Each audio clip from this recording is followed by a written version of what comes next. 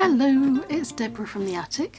Thank you for joining me for this tutorial, and this time I'm going to show you how you can make this cover to contain any little notebooks that you might want to keep. This is a development of the journals that we did in the previous video. This is the journal that I made for myself. I should say the journal cover, because inside are inserts which I've bought and I've added. And this is the one that we made in the video. And I showed you exactly how to protect the cover, how to get the dimensions right, and then how to thread the elastic so you can slip these inserts into your book. Now this book is the one that I use. This is mine, and I will be talking you through quite a lot of this in the coming videos. This is my my bullet journal book. I have an additional little mini insert. There are some plastic wallets that contain some other things, some of the little goodies I'm hiding from you at the moment because I want to talk about those in a separate video. I have a Rhodia dot book. I really love these dot books. They're fantastic if you're new to bullet journaling and you're understanding how to lay things out on your pages. And then I have some little notes in the back, some little stickers and things in the back as well. So it contains an awful lot, but because of the dimensions, how do you make it? Because most people have maybe 12 by 12 might be the largest paper that people work with, and this journal is a lot wider than 12 by 12. Well, the clue is here, and I'm going to show you how we're going to go about making this cover. This base material is called kraft, and it's like paper, but it acts like leather, and it's really thick, and it's really useful for crafting. You can twist it, you can try and rip it, and it won't rip. You can see I'm giving it quite a lot of damage and it just won't rip. But if you want to snip a bit off of it or cut it in half, you can do that very easily. You can paint on it, you can add texture. It's really versatile. So this is what we're using as our base for our book cover. And the book cover is a large size. It's larger than a 12-inch ruler, for example. It's larger than most cutting boards are. I have made a template by sticking 2 sheets of A4 together and then measuring them to the dimensions I'm writing out for you now and cutting it down to size. This makes it much easier to check your measurements. I'm using a paper from a Swedish company called Peon Designs, and I'll provide a link to them below this video because they do make the most beautiful papers. I'm going to snip off this little bit that we don't need at the bottom, and then I'll be left with a sheet of paper that is exactly 12 by 12. And although you can use whatever paper you have in your stash to make this cover, I wanted to show you that it's possible to create the entire cover out of a 12 by 12 sheet. We're going to split this in half, and we're going to use a piece from the reverse to fill in the gap that we're going to have in the centre. You can see by positioning that paper in the centre of my kraft how much overhang there is on either side, but we can fill that gap. I'm using a stamp block to hold down my kraft because it has a tendency to sort of curl up. I've lined up my 12 by 12 sheet with the bottom of my kraft. I've put a pencil line across the top, and I'm cutting off a thin strip from the top. That's what we'll use as our insert. If I bring in my kraft again and place my paper over it, you can see that it will cover the whole of that piece of kraft. Incidentally, the kraft is ever so slightly larger than my template by about maybe 5mm all the way around it. That's because when we assemble and glue, it will make the seal much stronger. I've cut down my main piece of paper in half, and now I'm positioning it on my kraft with the extra little strip that we took from the top, and I'm making sure that it will fit. This next step is less important with thinner papers, but if you have a thicker card, you won't want to skip it out. I've got some water in a spray bottle, and I also have added about 20% of glycerin. This is a liquid that you can buy online, and just add it to your water spray, give it a good shake, and then spritz over the paper. You can help get the glycerin to be absorbed by the paper by patting it down. Don't rub over the top because that will create little bobbles of paper. Just pat it down and let it absorb. I'm going to use the kraft in the direction that it naturally folds into. It will go in either direction, but let's just go with this. And I've got matte Mod Podge. I'm going to take a nice fine brush, and I'm going to add matte Mod Podge to my kraft and I'm going to absolutely cover it with this very generously, making sure I go right up to the edges.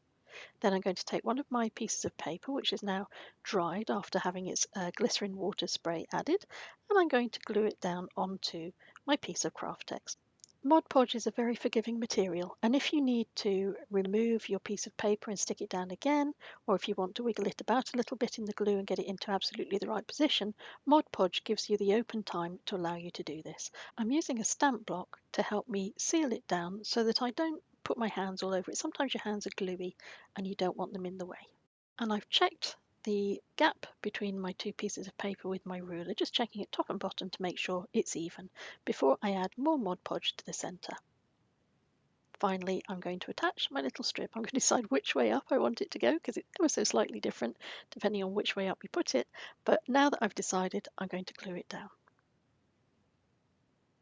And don't worry too much about Mod Podge sticking out of everywhere. It will do, but we're going to be covering all of this now with Mod Podge. This will seal the paper, it will protect the paper, and I think it gives it a little extra bit of strength as well. And as you can see, this is quite a generous layer that's going on, and when it's complete, I'm going to put this to one side to dry. I thought you might like to see another way to make a cover, so this time I've cut out my strips as before. I've taken the pink strip from the top of another sheet of A12, this is another piece of peon paper. I'm doing my trick again with the glycerin water mix spray. I'm patting it down, and when it's all absorbed and it's all dry, I'm ready to move on to the next step.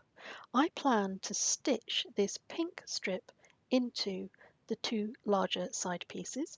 I'm checking with my template to make sure that everything will fit, and then I'm going to turn all of my pieces over and I'm going to take my ruler and measure 1/2 centimetre at the top and the bottom of both of my sheets of pink paper.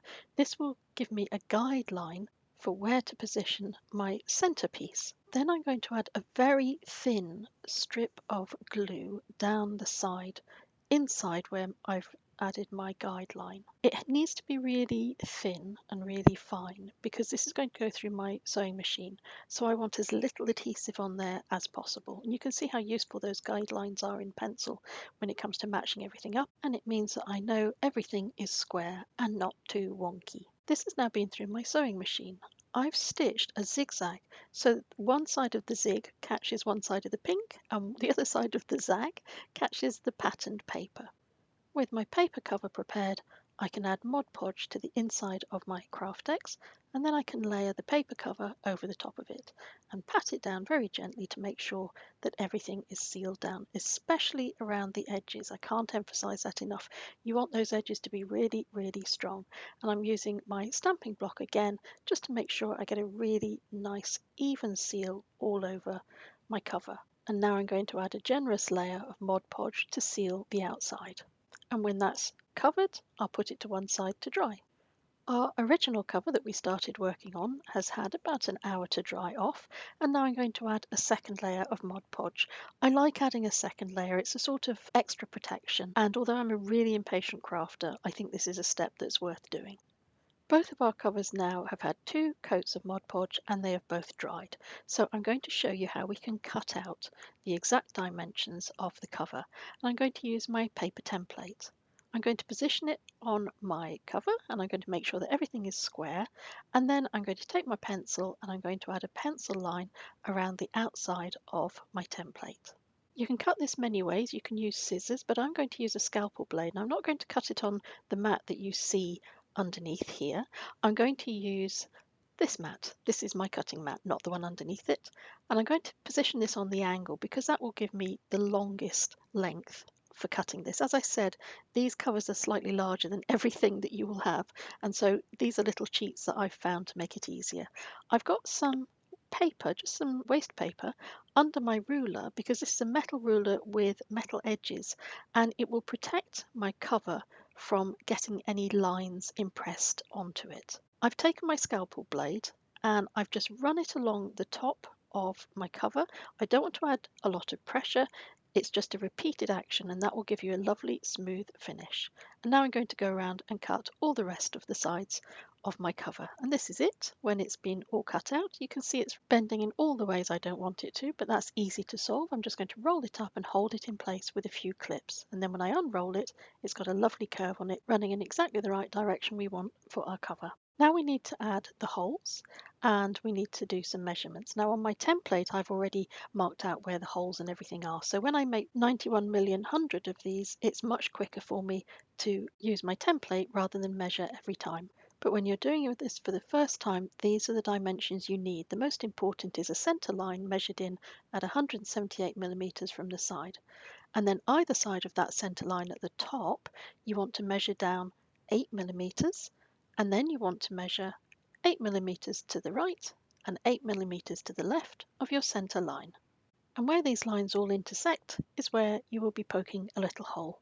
And you will do that at the top and the bottom of your journal. And then finally the last hole is in the middle of your journal, and that is measured 112 mm down from the top. I've put my book on one side and I'm measuring 112 mm into the centre, and I'm putting my little cross on the centre line both horizontally and vertically. This is a screw punch. I got this from a lovely website called Beyond Measure, and protecting your mat underneath again, you could use a pokey tool or you could use one of these tools. I got this as, it was actually a birthday present to myself because I was making so many of these journals, and this is a much quicker and a much neater way of doing it, but I did use a pokey tool for years and years and years, and it was always fine. Now I'm going to take some 2 mm thick white elastic, and I'll provide a link to this below the video, and I'm going to show you how to string the elastic into your cover. But because I have a separate video, very short, showing you exactly how to do just this, I'm going to tell you that you need a piece of elastic that measures 4 widths of your journal cover. That will do the inside and it will do the little bit of elastic to go around the outside. And I'm going to let the pictures tell the rest of the story, because the commentary for this video has been quite tricky because there's some ploughing going on in a field right opposite my attic window, and every time the tractor comes near me I've had to pause and stop what I'm saying and wait until the tractor goes away again. And Buster gets really cross when the tractor comes near the house and he barks at it. And he thinks he's got special powers and that by barking he makes the tractor go away again. He doesn't know about reverse gears. So let's finish the elastic threading on our books. Cut off the excess piece of elastic from your main length and make sure you poke it through the hole and you leave enough length that it will fold neatly around the side of your book. This is how they look when they're finished, but there's a little bit more detail we can add to make these even better. Some of these corners on the books can get a little bit ragged, so the way to prevent that is to take a corner puncher and just snip off those corners. I was very impressed that a corner punch will actually cut through kraft text. To fill your books, you might want to use a Rhodia notebook. Now this is the one that I use. It's a 5mm dot book, and it means there's no lines in it, there's just those little dots, and they make it really easy to do layouts and to help with your handwriting, keeping everything nice and neat. And that little book will take 4 Rhodia notebooks. Something else I learned from using my own notebook is that those side panels take quite a lot of beating because of the elastic going over and then being released again. So I decided I would protect by adding a line of stitching just down the side of the book cover, and I can show you this on the front, but it's easier if I show you on the inside. You see that little line of white zigzag stitching, and it just reinforces the side. And then of course I added this extra detail. It's actually secured with brads and the legs are hidden under that panel. Another way to protect your sides is you can stitch on a line of paper. This is paper from a previous journal I made, and I've added Mod Podge, so it has some protection. I thought it'd be too thick for my sewing machine, but in fact it was absolutely fine. And these little things, file name holders I guess you would call them, I found these online and I recommend them. They're lovely little additions. So I'm going to say thank you very much for watching. Thank you for your time. I hope you found this video useful, and I really hope you will give these journals a go. They're so simple to make. I'm going to be following up in future videos with ways that you can decorate both the inside of your journals and the inserts that you might want to put in them. But in the meantime, I'm going to leave you with some close-ups of what we've done today and a little music. And until we meet again, take care.